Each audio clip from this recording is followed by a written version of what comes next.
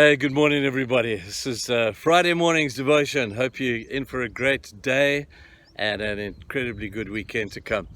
We've been talking about delayed obedience being disobedience. And in that account in Deuteronomy chapter 1 of Moses telling the children of Israel it's time to go into the land, and their suggestion was it's time for us just to send some spies into the land just to check it out first.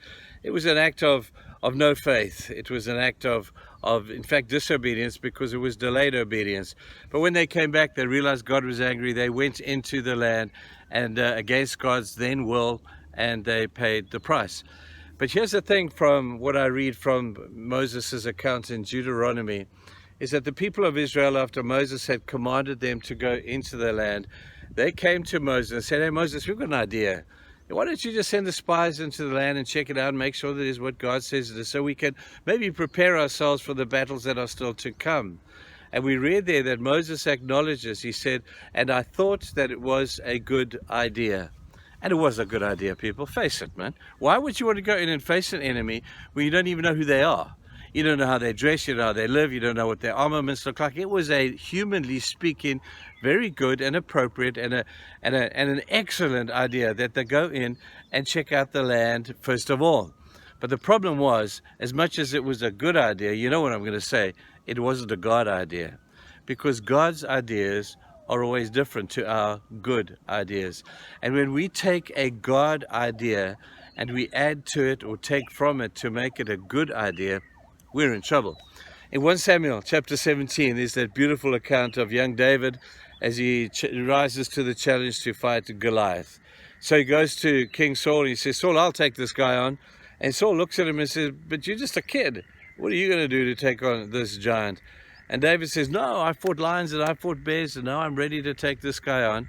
So Saul, some act of challenging in his own mind, he said, "Oh, all right, let's give it a bash." And he takes David into his tent and he puts his own armor onto David. Now, Saul, we all know, was head and shoulders taller than everybody else in the nation. We know this, that David was just a young man, a little shepherd boy. And so they did the logical thing and think, well, you need some armor if you're going to fight the giant. Let's put on the king's armor. And it didn't fit.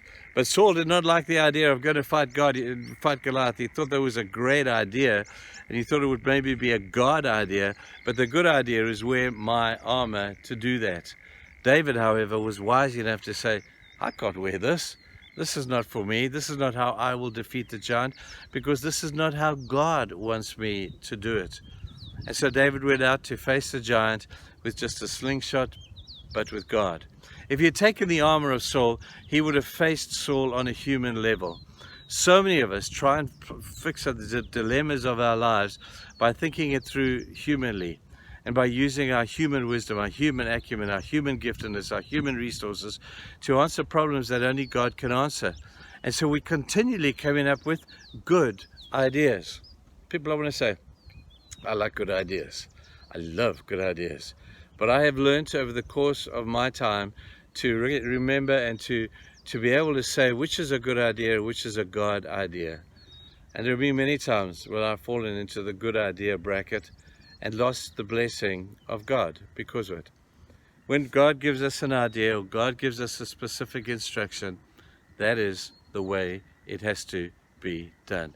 Now this can, if it's not under control or with good mentoring and good guidance from good people around you, this could turn into a very arrogant situation, because you can play the God card every time. Say, well, God said I must do this. God said I must do that. And who wants to argue with God? So never use it as a card to manipulate people. But the key is understanding, if God has said it, people, delayed obedience yesterday was disobedience.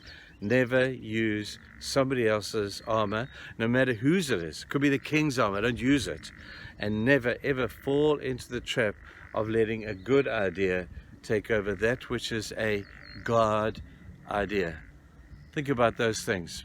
Work them out in your mind. Apply them to your situations in life, and let's do what God tells us to do.